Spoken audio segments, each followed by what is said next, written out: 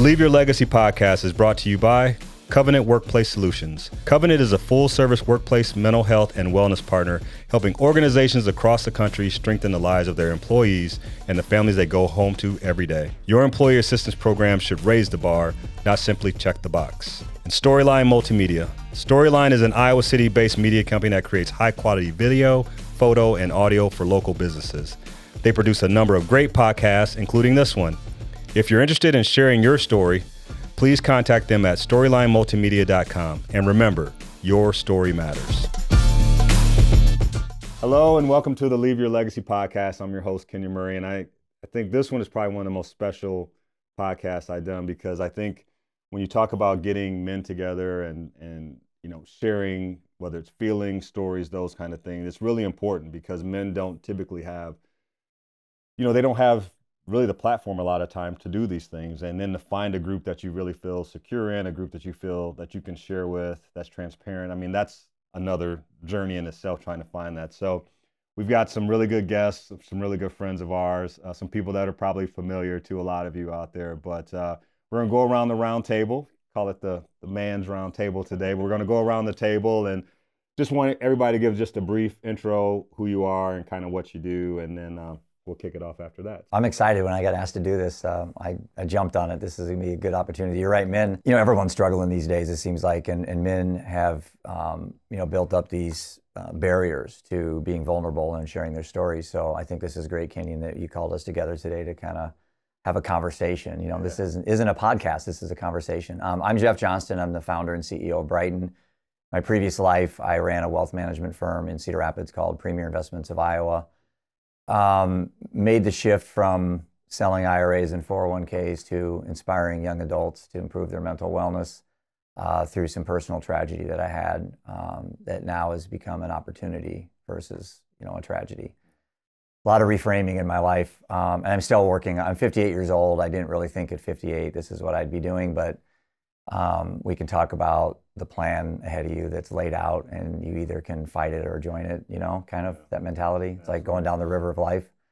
So that's what I do. I have 3 boys. Seth, who's no longer here. Ian, who owns Tribute Kicks, has been in your show a few times. And then Roman, who works at Earl May and they both live with me right now. So that's my story.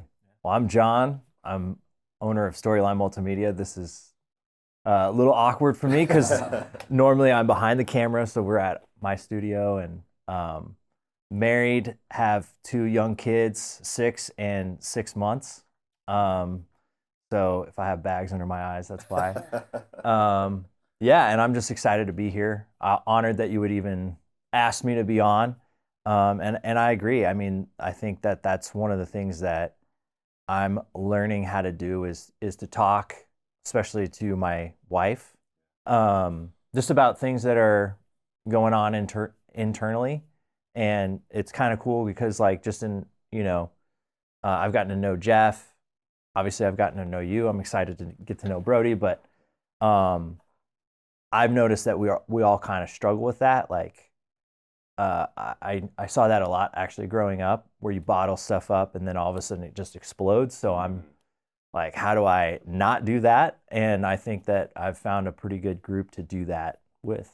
Yeah, my name is Brody. I am the pastor of Lutheran Church of Hope, Iowa City, which is a kind of a brand new campus out of a church that started in West Des Moines. And so I've lived in the area for 6 years, but this is kind of a new venture for me.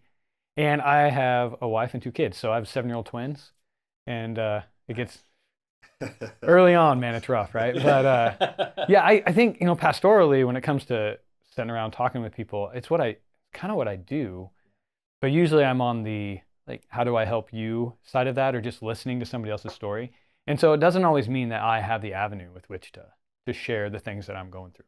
And so really with Kenyon and with some other people, I've been able to have that where I can call somebody and be like, man, it was a tough day. But you can't do that necessarily with the people that you're trying to be the one to serve and listen to. Yeah. And I think sometimes that happens with our families. Because as men, we're always trying to lead and we're always trying to be there to support. And so it takes a lot of work to be able to go to those people and tell them the vulnerabilities that you have. And I think maybe it's easier if you've done that with some other people first, to then be able to go be really honest with, whether it's just an aunt or an uncle, or whether it's, your spouse or maybe whoever that happens to be, right? So I find this to be really helpful. And then honestly, the more vulnerable I am when it comes to preaching and just standing up in front of a congregation, I find that people, they let their guards down a little bit more and they make a place feel like home. And so that makes me think about the houses that we live in, with the people we live with. If we're not really that vulnerable, does it really feel the way we want that home that we're a part of to feel? So I don't know, vulnerability is that thing that's hard, but I don't know if you can really have a home without it. Yeah, absolutely. And my journey has been one that was based on it, whether it was my faith journey or even getting here. It's one of those things, like I had to, be vulnerable to a point where I was willing to look in the mirror and change some things, which always can be really, really tough. And then what do you take to your spouse, or significant other? Like that can be tough too. So I'm gonna let you off the hook first, since you do this all the time. But I wanted to ask, Jeff, as we talked early, you come from a place where you said you were, You can say it. So I'm not going to get struck by lightning. You're agnostic, but I think, the things that you've gone through have, almost reshaped, what you now call your spirituality. So, I just want everybody to just talk a little bit about, where you are when it comes to your spiritual base or your faith base, and how that has really helped shape you today, right? I know we've all been through different journeys, but I want to know how that shapes you today. Yeah. So most of my life, I've been pretty comfortable not knowing. So I didn't really need to have an answer. So I was okay with not knowing, like, what's this all about? What I'm going to do when I pass away? And I grew up in a pretty free belief household. I mean, my parents weren't religious. They were spiritual. I mean, the nicest, my mom and dad, they're the nicest people in the world. And so I grew up in that environment. And so I was kind of open to learn and be curious. I wasn't forced to believe a certain thing. And as I got into college and got married, I never felt this pull that I needed to, quote, worship or to, obey in a way. And I felt very kind of frustrated in the hypocrisy that I saw from the church and things like that.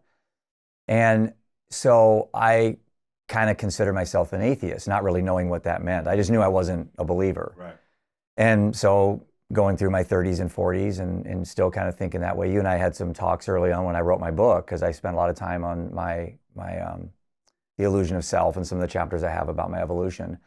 And so I then decided that I didn't like the word atheism, because that was like knowing that there isn't a God, whereas, I don't know if there is or isn't. So I can't say I'm an atheist. So I went to this agnostic term. That was kind of like the term that's thrown out there. And so for many years, I kind of said I was agnostic, and then obviously had some very traumatic life experiences. For those that don't know, my oldest son, who you knew quite well, Seth, died from an overdose of fentanyl at 23, which was, an end of a very long journey that started with Adderall when he was 15. And I kind of watched the system let him down, especially the medical profession, giving him a label and then giving him a pill, like name it to tame it type thing. So I've always been like suspicious of labels. So like, religious and God and things are labels, like, and even heaven and hell is like a label to me. And so after I went through these events, I just started, my heart opened up. It's like, okay, I'm open to see what's this all about. And then my wife passed away 5 years later. And that really just catapulted me into this area of exploration. So really being agnostic has led me to be curious. I still don't know what the answer is. There's a utility to believe that when I die, I'm going to see Grandpa and my old dogs, and I'm going to go out and play basketball like I did when I was 16. That is what I want heaven to be. But the reality is, for me, I've kind of come to this conclusion that there isn't really an I, there's just we. Like there's a collective consciousness out there. And if you ever look at pictures of the universe and compare them to the brain, like the neurons firing and all that, and you look at the universe, man, you can put them side by side and you almost can't tell them apart. It's actually quite spooky. And so maybe when we die, we really don't go anywhere physical. It's more of just we all hook up in the universe and our consciousness all come together. I don't know. I think I'm more leaning in that area. So I'm a believer in like a source. What that source is, I still don't know. But I'm open to anything to increase human flourishing. So if you are a believer in the mainstream religious Jesus and all that, or whatever, it's the Quran or whatever, and it helps you be a good person, who am I to say what's right or wrong? It's like, it's all about being a good human, helping the fellow person to improve their life and have a good experience while you're here. And that's kind of my mindset. So I have shifted. I'm more further from center or from the other side, I guess. And I'm young. I'm 58. I have a lot of, growing and learning ahead of me. And, you've really been a great influence on me, Kenyon, because I know your faith is really strong and you've never challenged me or questioned me or tried to convince me otherwise. And I respect that a lot. And it makes me even more open and curious into my learning and stuff. So, kudos to you and Brody and everybody that, are strong, men of faith that, it's like someone who's struggling with alcoholism. If you got someone who's a big AA proponent, the last thing you want to hear is just shoved it down your throat. It's just, you're going to figure out yourself how to quit drinking. Well, I'm on my own spiritual journey right now, and I'm very grateful honestly, for what I've been through. I'm grateful for being above ground. It's been quite the ride. And John, you come, your background. So, talk a little bit about where you are. Yeah. So I grew up in a church, was in it for 35 years. Born and raised, right? And so that quickly came to an end just with, I don't think we want the podcast to be about that necessarily. But when it came to an end, I realized how controlling the environment was. And so, like, you had somebody over you and you couldn't do anything without their permission. So, like, even my wife and I getting married, we submitted that to the council, if you will. So that being said, and there was like 100-acre property. It was a nightmare to manage. We were always trying to figure out, like, how do you get more people here so we can maintain this property? And so once it came to an end, we were part of this community volleyball tournament. I've never shared this story before, but by the way. Hey, it was a great place to do it. So we walked in. So we were in the church. It ended, still part of this volleyball group, right? And I walked into the gym and I just had this moment where I'm like, I can just love everybody. I'm not talking to anybody with an agenda. And it was so freeing because I'm like, this is amazing. I think this was like, I had more of an appreciation for Jesus's teachings having left that environment. And so my faith now is I'm very open, but I'm very skeptical of like the organizations, right, if that makes sense. Pastors? Yeah, pastor. You're next. No. No. But like, I mean, a lot of people, when it all came to an end and people left, there was a lot of people who were angry, but I also was thinking like, well, it can't all not be true. Right. Like I feel like there are principles that really help people and when I went into that volleyball game, I'm like, oh my gosh, I get to just love my neighbor now, and so I think just kind of where I'm at in the journey is obviously everything I've been through has brought me up to this point. And so if I say like, oh, it was all bad. Yeah. Well, the thing is I met my wife there. Right. So I can't knock the experience because I met her there, right. So I can't knock the experience because that would mean then I wouldn't meet her and have 2 kids. So I guess where I'm at sort of in my faith journey is, what does that look like for my kids? So, yeah. All right, spirit man. Pastor, skeptical dude. I mean, so I was raised in a Christian home, and a lot of the experience that you guys have talked about, like I didn't have. Churches weren't perfect, but I always knew that they weren't going to be. because it was a bunch of imperfect people doing their best to try to follow Jesus. And maybe that's what made it wholesome in the end, that there was no pretending. So, I didn't necessarily feel called to ministry. I think the people around me would say that I was called to ministry early on, but that wasn't really on my radar. And so I ended up playing football in college and then kind of realizing that maybe my life wasn't centered where I thought it was. And then did some ministry internships and figured out, hey, this is something maybe this is where I'm called to serve. And actually kind of have a little bit of an addictive personality, like really get into things when I get into them. Yeah, we all do, I think. Yeah. You're not the only one. Yeah. I remember being a little bit nervous that, like, if I was a doctor or a lawyer, like, I was going to put everything I had into that. And I don't know what kind of, like, margin time I would have had for God. And so I was like, man, I don't want God on the margin. Like, I want God at the center.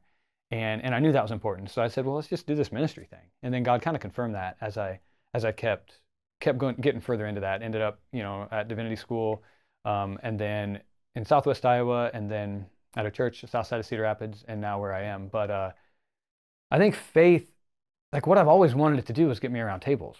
Yeah. I mean, that's what Jesus did, is he sat around tables, and he wasn't always sitting around tables with the people who everybody thought he should be sitting around tables with. And so I guess the challenge for me in faith is, how do I get around tables with people who've had experiences and maybe need some type of just real person who's in leadership, who's not going to pull the wool over their eyes, right? Like, how do we help people rebound from situations like that?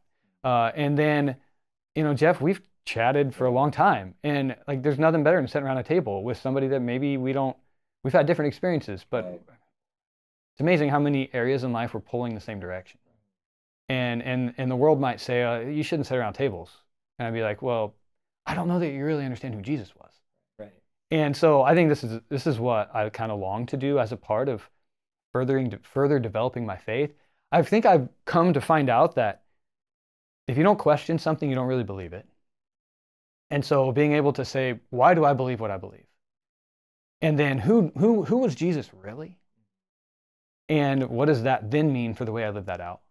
And if you've never asked yourself that, it's so easy to say, well, I've had experiences of people who said they followed Jesus. I'm not asking you about those. How have you really just looked at it? And then the final part is, I think I landed with kind of Tim Keller's idea of, it takes as much faith to not believe as it does to believe. It takes as much faith to figure out, well, what if this, as opposed to figuring out, like, it takes faith to say God isn't who he says he is through Jesus. And you have to believe in something else to not believe in that. And when I kind of start to think about that, it kind of pulls me more back to, what does it mean to actually follow Jesus, which probably means sitting around tables with people who aren't always like you, who are going through ups and downs and everything in between. And so I think that's probably where my faith is strengthened the most. And those quiet moments, with a cup of coffee in the morning, or sometimes the afternoon, whenever you can get it when you have 7-year-old twins, right? Of just like saying, maybe it's not always about the performance, and it's about the one that created you spending time with to learn who you're really supposed to be, instead of who everybody else says you're supposed to be.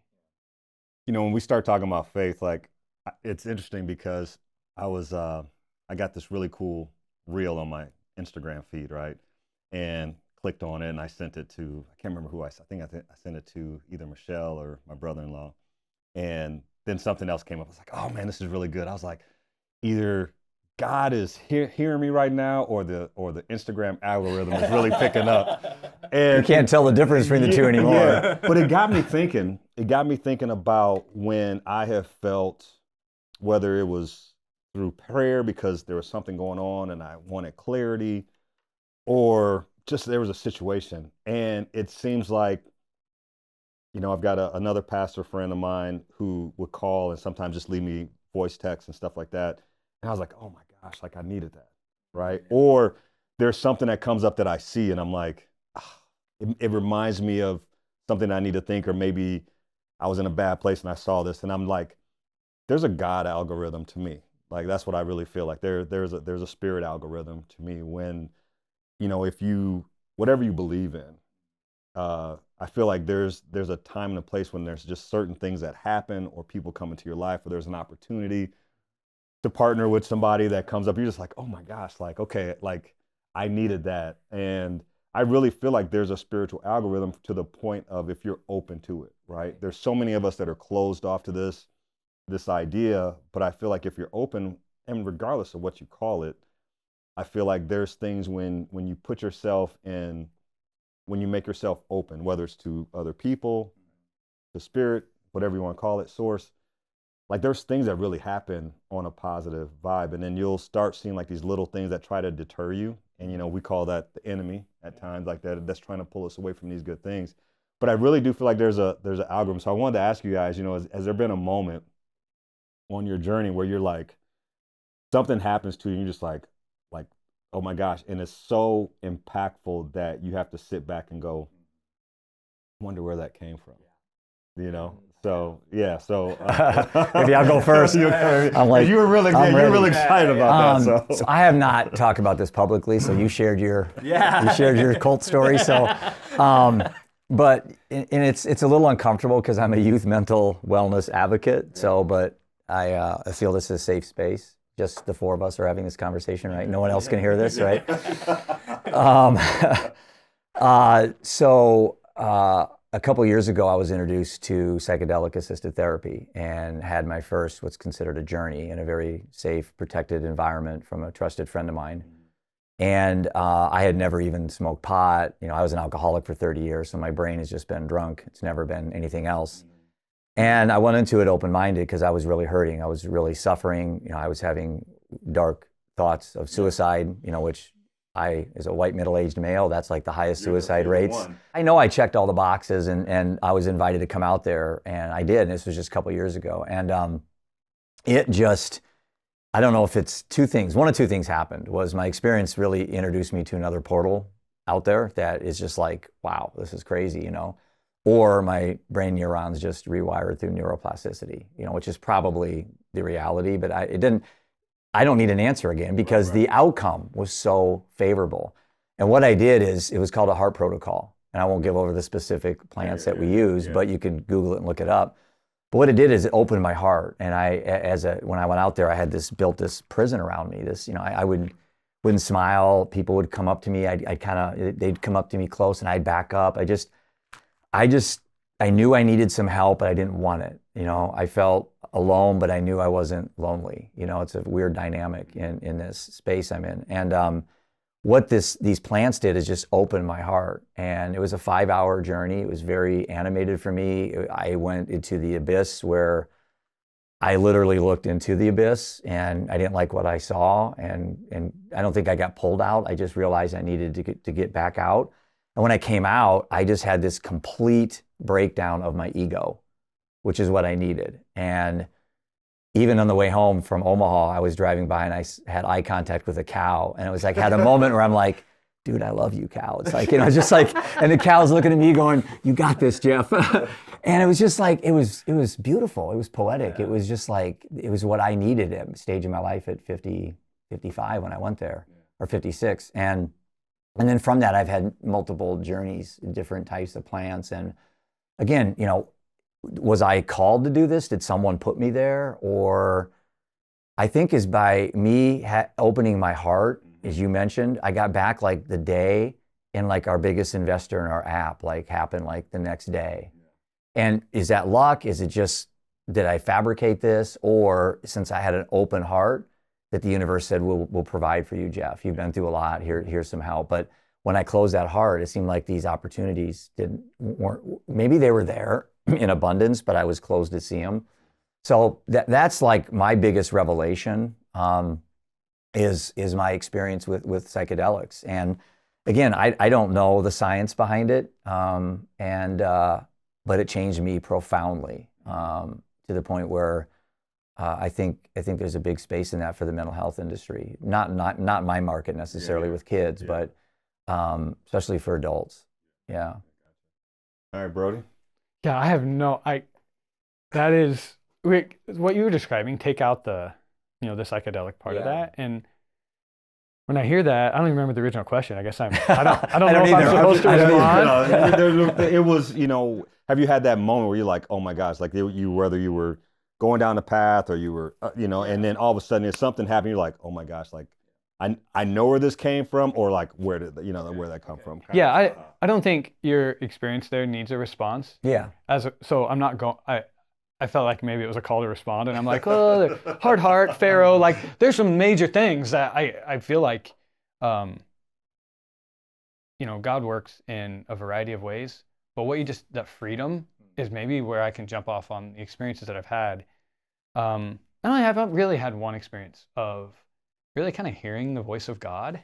And it was, I was just sitting in a library at a church, and it's not something it's really not in my tradition. It's not something that I came from the Methodist church and now in a Lutheran church, and that's not something that just happens all the time, right? Mm-hmm. And so for me, it was just the words, feed my sheep. And it was very real and very simple and very jarring. Mm-hmm. And I wasn't asking. I wasn't hurting. I wasn't looking. I was on this track of ministry and didn't really know where it was going to lead, but was fine with wherever that went. And so the fact that I wasn't looking and trying to create an experience, I was literally preparing a Bible study on prayer. And I wasn't reading the end of John where that quote comes from. And that moment was really affirming. And it's really helped me ever since figure out when I don't know what to do next in ministry or in life. Like, it's a very simple, go back to like feeding the sheep. Like, how do you just provide for people that hope and peace that they need? Yeah. And I clearly believe that comes from Jesus, and the one that really does soften hearts and really does open up our life and created a heart and a mind that can even care about other people. It really doesn't make sense. I mean, if we're just like everything else in the world, right? If we're just another animal that got here randomly, why we would care about love at all, right? Why would we, like, what put that in us to know we should be softer? Because honestly, we shouldn't get mad when the strong beat the weak if we're just like everything else in the world. Because that happens in nature, and we don't get mad at the strong. We say it's just the way it works. Yeah. But for some reason, we hold one another to a higher standard. Where does the standard come from? And for me, just like exploring the depths of that. And then it really, honestly, it gets to a point, I think, in my life where I get that feeling of like, man, God is so real. As much hearing other people's stories as having to experience it myself. And honestly, it's just as much fun. Whether it's the light coming on in my kids' eyes when they kind of see this whole thing start to work, or just telling them at the end of a day, when I tuck them in, you just know how loved you are by me, but most importantly by Jesus. And then watching them just go to sleep, be able to relax. Like, that as a dad is so important. And it just, you can see that's so real to them. It's not made up. It's 100% real. And I think it's just as much hearing the recovery or people who are really hurting, and all of a sudden they find a hope that comes from faith in Jesus, that reinforces that on a continual basis. So, I mean, to recap, I've had kind of one big experience of that, but then getting to see that every day, I just feel completely blessed to be a part of getting to do that. I think maybe like the biggest moment was so when my daughter was born, that was August of 2018. So that whole church thing that I kind of mentioned, that happened in October of 2018. So she was born, and there were some complications. Everything's obviously okay, but we spent about 2.5 weeks in the NICU. Once Mary is my daughter's name, once she got to the point where we were ready to leave, there were some protocols that she had to pass before they would discharge us. And one of those things was eating a certain amount every couple hours. And so it just felt like we could not get out of the hospital. And so we're both staying there. We're tired. And so we asked the nurse, could you cover one feeding?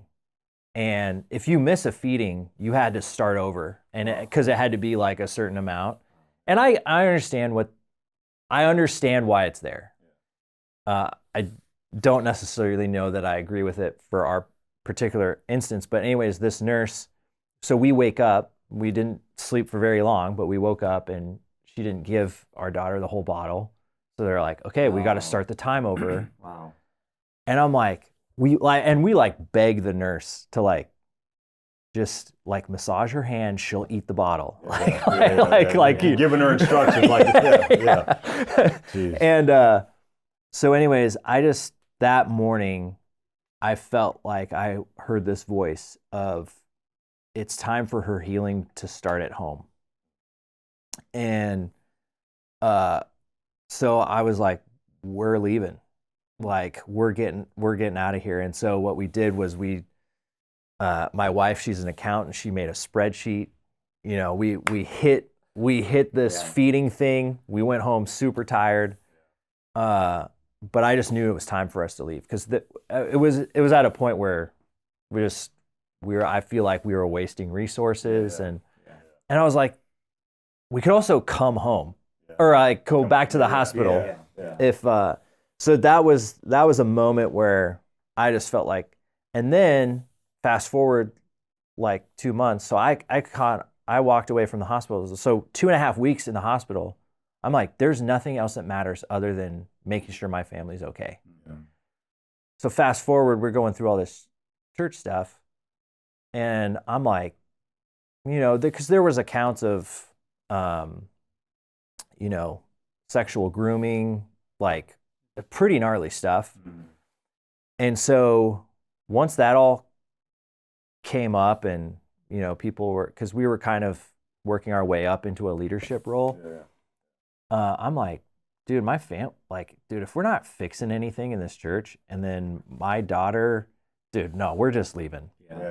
And so I felt like that was voice number 2 because I grew up in it for 35 years. So if I hadn't gone through this experience with my daughter, I don't know where I'd be now, to be honest with you. Fork in the road thing. Yeah. And so since then, there's been other moments, but I would say, like, recently, there's just moments where my daughter will say something to me that I'm like, dude, this, like, I was stressing out about work, and she was like, Daddy, I learned this song at school about setting boundaries.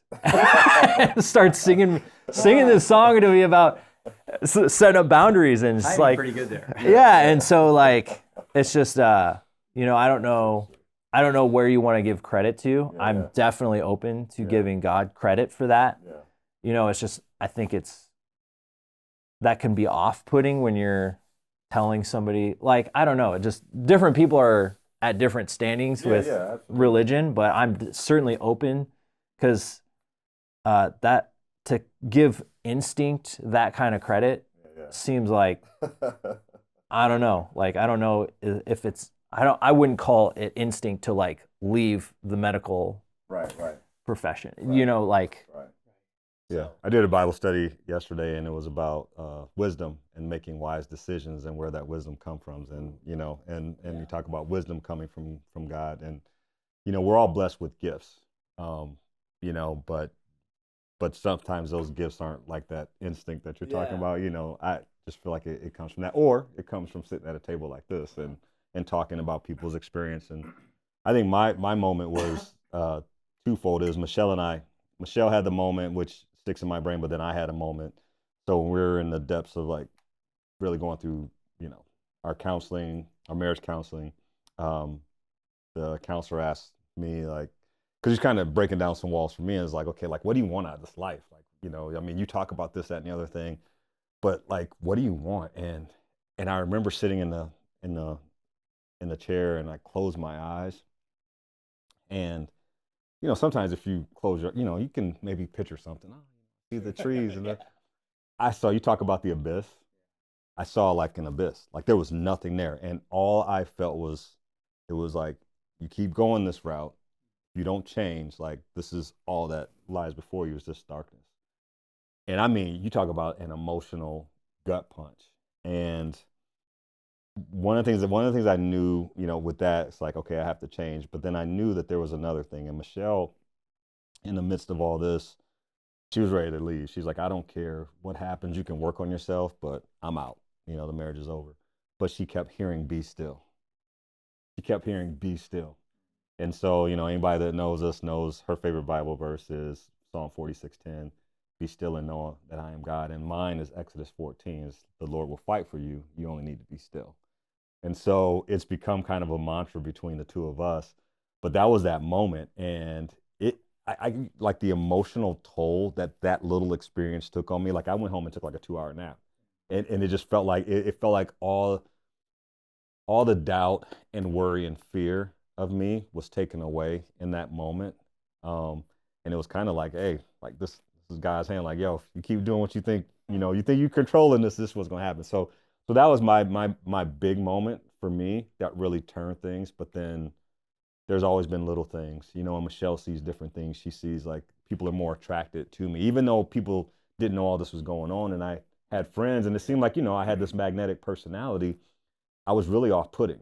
And she's just like, now it's just a completely different aura and light that she sees around me, which is pretty cool. But it started in that moment in that chair where I had to face, I'm either going to go this way or that way. And that was big for me. So yeah, man, I think all of them are different, but I think when you're open to things, heart open, the experience you had, same thing here. Like, I feel like there's things that attract. Now, I'm not saying there's not going to be bumps in the road, but I think those are the things that harden us. Because even on your journey, which has been phenomenal, you're doing great things, there's still been those down times where you have to pull yourself back up.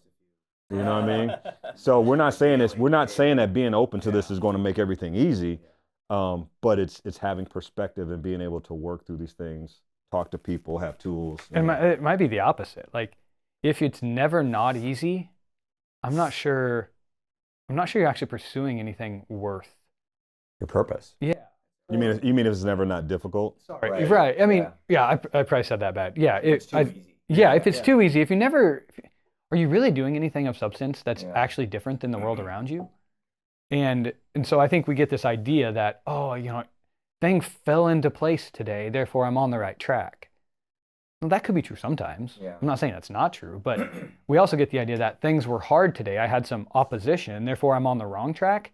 That's when we chalk it up to like, maybe there's just like some universal force that I have to get in line with, as opposed to there's a God who said, like, it's not always going to be easy because you live in a world that's different than the one that I'm crafting, the one that I'm bringing into reality, the kingdom of heaven. And so you're going to bump up against that. But that doesn't mean you're going the wrong direction. No. And so, like, I mean, we just told stories where it became really clear. Daily, it's like, man, why am I like running into this over and over again? And then that's where the table becomes really important. Am I running into this because I'm not listening to God? Yeah. Or am I running into this because it's something that God's going to help break down, that needs to go down in order for more people to find the peace of knowing Him? And I think that's where, if I just sit alone in my house and say like, God's telling me to do this, am I like taking that up with other people that are seeking God? I think that's a big part of faith that we forget. We think it's just like all spoken. Like, that only happened one time. Every other time I got to call Kenyon, right? I'm like, hey, like, this is not going well. Can you like pray about this with me? Can you like help me? Because I don't know that I can see this as clearly. I think community is a big part of faith. And I mean, we've all said that. This all happens in community. Yeah. But you don't want to sit alone by yourself trying to figure it out. And coming out of COVID, we really, that just shows how important community is. Look how many people are still reeling, especially young adults, from COVID. So that's the validation that you take the community away and society crumbles, and we're just kind of getting back out of it. And I saw a statistic the other day, and I remind myself frequently this, because we have a tendency, I say we as in humans, probably 90% of our day is memories of the past or worry of the future, and we're not living in the present. Yeah. And I have to remind myself that 87% of the things that we worry about never come true, or they're not as severe as you think they are. They may come true. You may get divorced, but it isn't the end of your life. You may meet the right person, 2 months later. So, and at 58, it's taken me a long time to realize this, this idea of balance and harmony in my spirit, because I have been, I'm that statistic. I think about what I lost in my family, and I worry about what I'm doing. Is this the right thing I should be doing? And I don't live like at the table, like right now, like this, and I am today. But the old Jeff would have came here just thinking and not really being present, being fair to you and you and you. And people watching this are present. They're giving us their time to watch this and be present. So that's the lesson for me is again, my journey has humbled me beyond words. I can't even explain to people how much it's, I'm not, every 5 years of your life, you look back and you think, did I expect this 5-year period to turn out the way it turned out? And almost every time it's no. So I'm thinking of the next 5 years, and I've got these expectations of these things I'm doing that are going to work out. Well, the reality is they probably won't. I may not even live that long to see them work out. So I need to be reeled back in and really be present. And you mentioned your daughter, and that's a moment where you were thinking about worry of the future, or maybe poor decisions you had made in the past about business or whatever, and your daughter says something, and it just kind of snaps you out of it. And whether it's God or for me, it's meditation. I do about 45 minutes every morning, really early. And I roll over, grab my headphones, put my mask on. That's the first thing I do, because I have a tendency in the morning to get into negative self-talk right out of the bat, like right out of the chute, like worrying about whether the app's going to work, or if I'm going to get back in a relationship. All these things are just immediately. And until I realized that I was just setting myself up for a miserable day, starting my day off just assuming things aren't going to work out. And so it takes a lot of work. And so meditation for me has just really got me back to accepting the reality that I have no control over today. I have control of what comes out of my mouth right now, and that's about it. Other than that, I'm at the mercy of the universe, and sometimes it's not fair. Like that CEO that was shot the other day. I mean, that's completely unfair to his family, and it's unexplainable. But those things do happen, and God forbid they do happen to anyone watching or at this table. But you have to understand that our time is limited. Like you could have a heart attack tomorrow, hit by a bus. It's like we have to learn to be better in the moment right now, and I'm still working on that for myself. Yeah. But how cool is it though that you know that about yourself? Took me a lot of years. And then that's what I'm finding for myself too, is and it's still daily. Yeah. It's literally every day for me. Yeah. Because I'm realizing like part of my personality is like I will talk to everybody anytime for as long as they want to talk to, but at like what cost, One of the things that my wife said to me recently was, you come home late because you're giving so-and-so this time, but where's our time? And so now I know, okay, like this is another thing that I took from my daughter is I can't believe at one point we were worried about her never talking, because now it's the opposite. But she just was asking the same question over and over again, and I was like, Mary, I love you. I need you to stop asking me that question. Right. That's how I posed it, and I took that and I've started applying that to myself. Of like, if it's going late, or I need to get, like, in order to prioritize my family, that's how I pose it. Is I don't say this to clients, but in my head I'm like, I love you. I would spend all day with you if I could, but I cannot, and I gotta go. And so that's what I thought about while you were talking, was like, how cool is it to know that you have those? Well, it's not cool that you have the voices, but you know what to do with that now, and so you have an immediate response for when that does happen. Have you ever cut that time short with a client and explained to them, I mean, like, hey, my family's expecting me at a certain time. You ever had anybody push back? No. See? Right. No one's going to be like, you're the kind of dude I'm not doing business with because your family's important to you, right? Yeah. Most people understand. Like, I've never had somebody say that either. And if they have, I've went, oh, this is just a person who I can care for and love, but they don't have the respect for what I'm trying, where I'm going in life, and the things that are important. It happens in ministry a lot. People will take everything that you have, that you can give, because they don't know that you're caring for other people too. Yeah. But when you tell them, like, hey, I can't have a meeting this night because I'm coaching my kid's basketball team, they're not going to say, well, that's bad of you. Yeah, but you think they will. Right. You're like, shoot, will they ever come to my church? And it was like, that was the next question I was going to ask. How do you strike a balance in that, right? Like you're the pastor and everybody's coming to you, but yet you have this family that needs you well. And I know you and your personality, you'll give until you don't have anything else to give. So I just gonna like, how do you strike a balance? Yeah, this hit me. I don't know when. Okay, I'll tell you this about my personality in general. I've always listened to old people. I've been around what you might call old, right? Well, that has been different. I started in ministry when I was 25. And I remember when my kids were born, when I was 30, I had a guy that I loved, and he was 65 at the time, maybe, or 70. And he said to me, he goes, "Don't miss a thing. Because if I could go back, that is what I would do differently." And he didn't have a bad life. He had a great life. Keith was amazing. He just said, if I could change one thing. And I went, I don't ever want to have to say. Like, I've heard that now. I'm accountable to that. And so I just, honestly, because I'm in ministry, I don't want my kids to be mad at God. I'm in the business of, right? My calling is to help people realize how much God loves them and to grow their relationship with God. And if I can't start with that in my own house, if my kids have to grow up and say, my dad chose something over me and didn't show me the love of God, how can I be accountable? I have to be accountable to the people closest to me first. And so if they grow up and at least give God a chance, they're going to have to claim God for themselves. They're going to have to say that for themselves at some point. But I don't want that to be negatively impacted. So that's where the boundary is. And that sounds fear-based. It's not fear-based. It's opportunity, right? For me to help their relationship with God by them seeing me love them the way that they deserve to be loved, not less than just because there's other people that need me.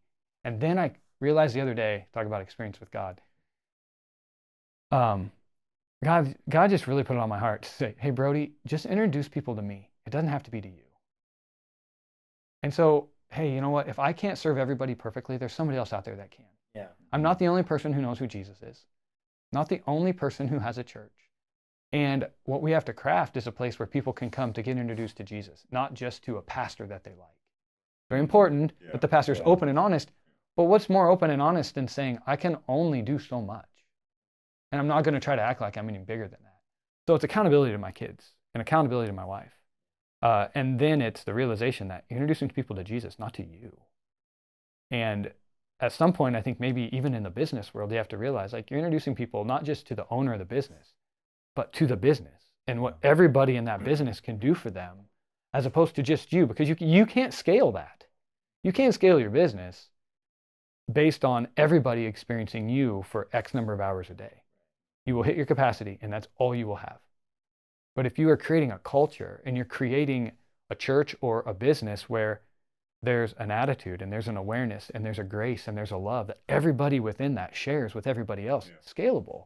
Now you can do the impact of what you really want. And you talked about the legacy part of this, right? To me, the legacy part of this is, how do we create organizations or apps or whatever it is that we're after where it's bigger than just the one-on-one, because everybody has the same vision.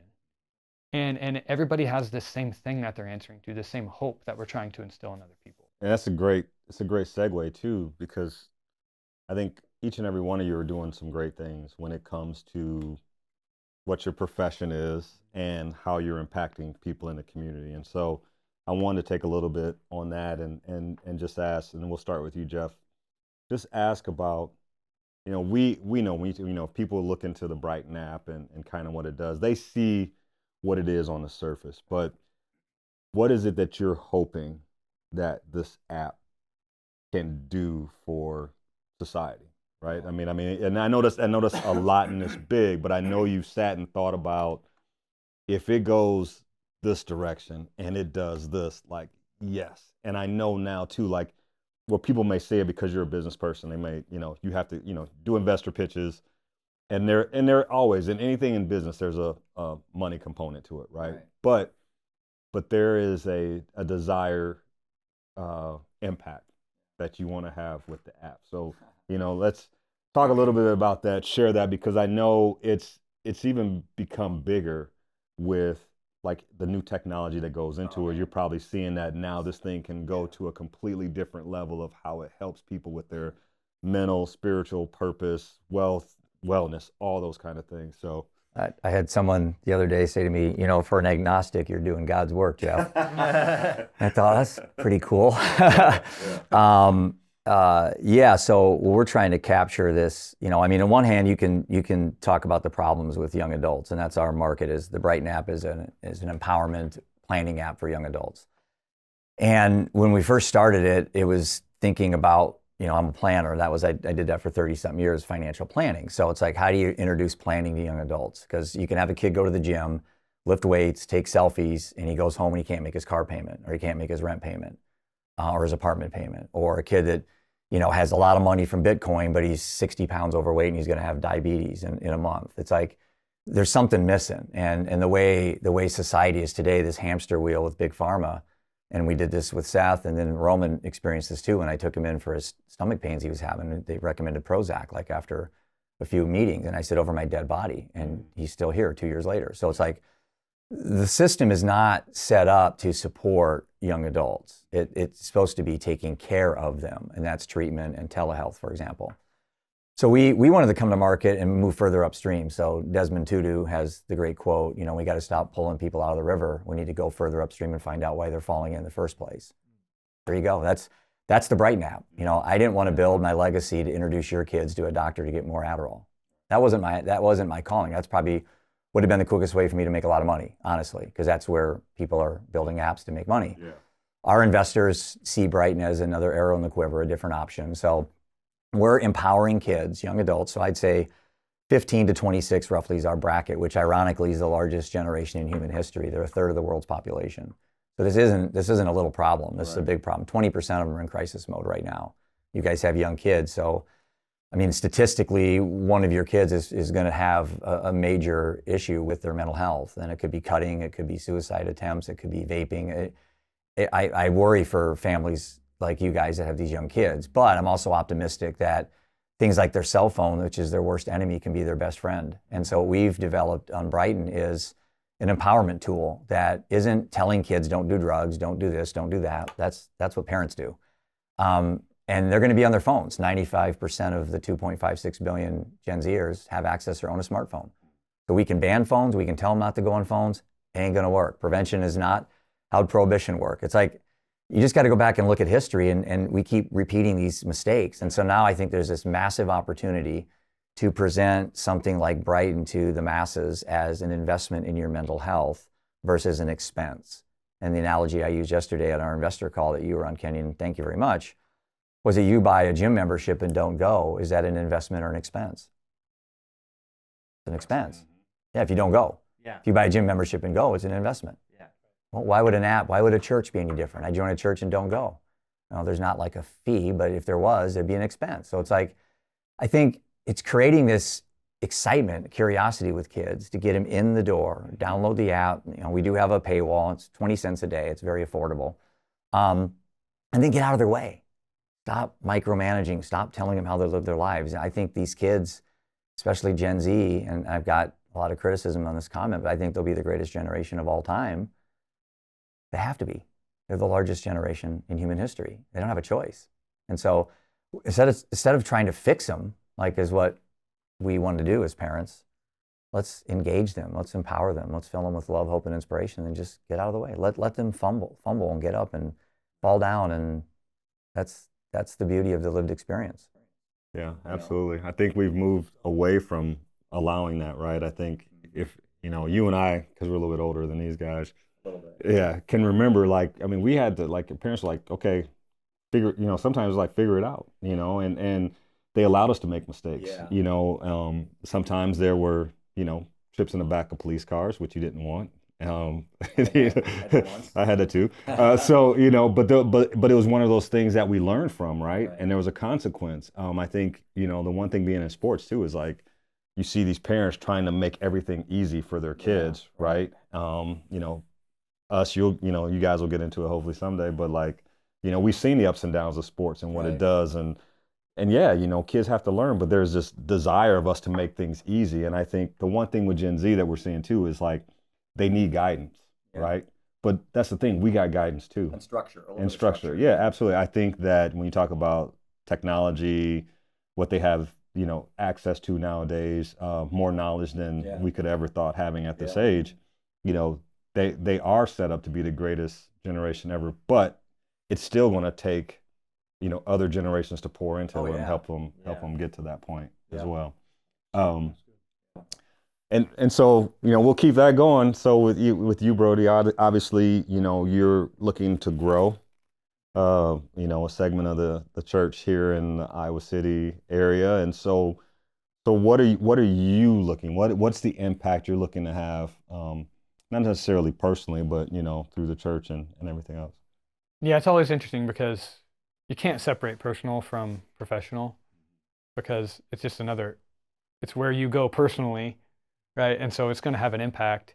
I think when I think about what Hope could be in the corridor, I number one want it to be something that my wife and kids can be proud of, right? So it has to reflect the things that, and they're just the people I answer to, right? After I answer to God, I think of them.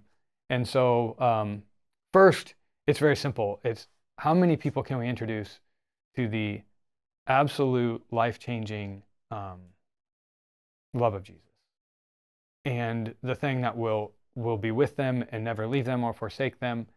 And just what gets me out of bed every day is, who doesn't know about that yet? And it's not who someone signs in the church world, it's how do we get more people? And what that is how do we steal people from other churches? And I'm just not interested. Yeah. Right? Like I support, Steal, they'll come to you. I support other churches. As they're telling people about Jesus, like we're on the same team. Yeah. There are so many people who are at home on Sunday morning. And then a lot of times there's things in their life, it's not like they're overly happy. Or they're happy, but they're chasing things that are going to eventually make them unhappy. And that's why I go, wow, we got work to do.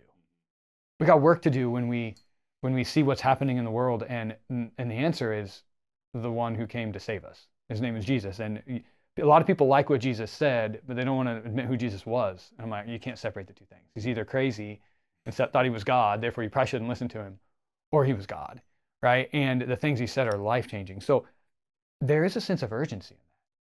And I think where I've gotten to at 37, almost 38, is introduce them to Jesus. And then the second part of that is I want the corridor to be different because Lutheran Church of Hope is here. That means there's less hungry people, there's less cold people. And it's cold out today, so I think about that, right? Like, how do we impact our community? We're talking about sharing the love of Jesus, but also just on the social level. How do we see the things that aren't right in our world and go help make them right? How do we help more people who are sick feel well through the love of Jesus, but also by empowering the Iowa City Free Medical Clinic, right? We're going to take hats and gloves and coats there. And that, so on a tangible level, Jesus wasn't just know about me and forget about the problems. It was, if you know about me, you will start to address problems, including mental health, right? So when you think about the legacy, the legacy of Hope should be, Lutheran Church of Hope should be much, much deeper than the name of the pastor who's preaching. Should be able to swap that out and the church continue 100% on the passionate level of impacting their community, and also helping people get to know the love of Jesus. And the love of Jesus comes first, and then it's in that missional part of it. So yeah, it's a big goal. Yeah. And really it has zero to do with how many people in the seats, but that's the realization of what happens when you introduce them to the thing that they were looking for that they didn't know they needed.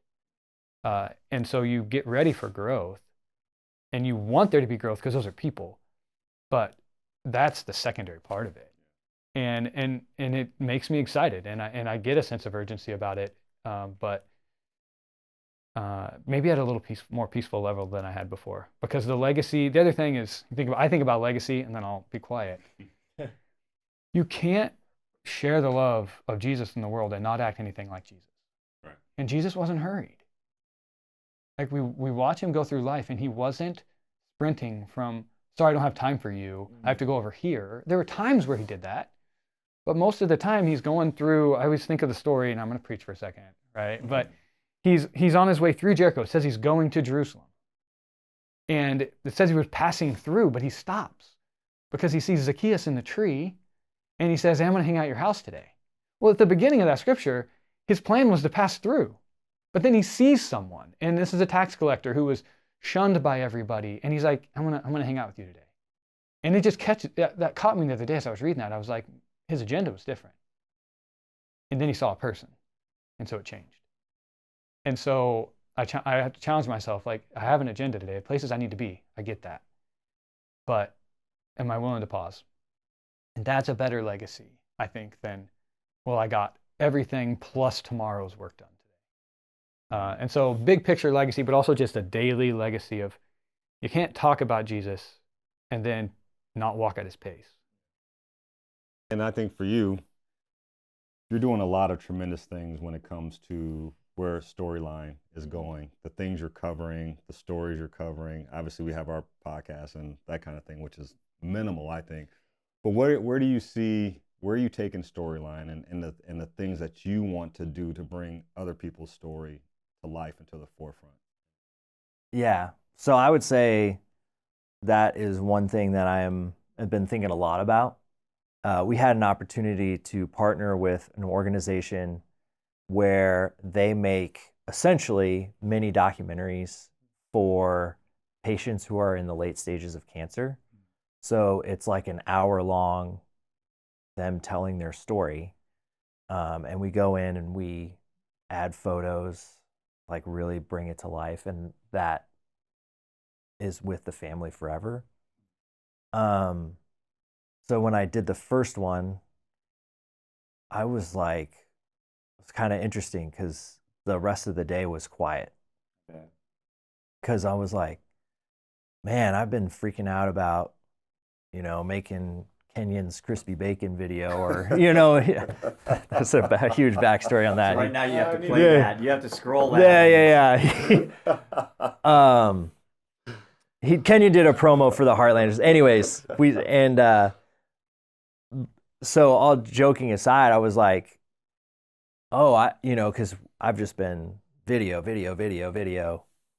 and we've gotten to do some really cool things. I've gotten to travel. I'm really thankful for that. But that particular project, I'm like, holy cow, this is wild, because these people want more time. And so what am I doing with my time has been the biggest thing that I've kind of been carrying around. And then we're in, I can't talk a ton about it, but like we're in talks with other nonprofits about sharing stories of people who had loss. And so I'm just kind of in this transition period of like, obviously there's, the corporate, also like podcasts, like we want to keep doing that. But then there's also, I want to have a component to this business where it's like, what are we doing that's like really meaningful, but we're not making it for views, right? Yeah. Who's going to watch this video? 20, 30 people, but it's going to really matter to them. And so I think that that's just kind of the transition Storyline is how do we include, like, how do we redefine what a successful video is? Yeah. Because like we've had videos that have gone viral and gotten over 300,000 plays, but is that making a lasting impact on people? I don't think so. But like, yeah. So. No, that's awesome. No, I think kudos to you, kudos to all of you. I think you may not feel this, but I feel like sometimes what I do pales in comparison to what you guys are doing, just because you're impacting so many people. But I feel I am too, and I think each one of us has our own journey and how we want to impact people around us. And I think everything that you guys are doing is really setting a table and creating a legacy that others can follow, whether it's people in your family, friends, those kind of things. It's really cool to see what you guys are doing. And I just want to say thank you to all of them. It's been a phenomenal roundtable. Hopefully we'll do more of these in the future. But more than anything, I wanted to, if not do anything else, just introduce you guys to them, to our fans and our viewers, because you guys are so important to me. Like, each one of you pour into my life in a different way, and I think we all need to have those kind of people, like we talked about it at the beginning. You need to have people that you can count on, people that at times hold you accountable as well to things. And so from me to you, I just want to say thank you. Thank you for your friendship. Thank you for everything you guys are doing. And I really appreciate you guys sitting down for the last hour or so and really being transparent and sharing your story with all of our viewers. So thank you.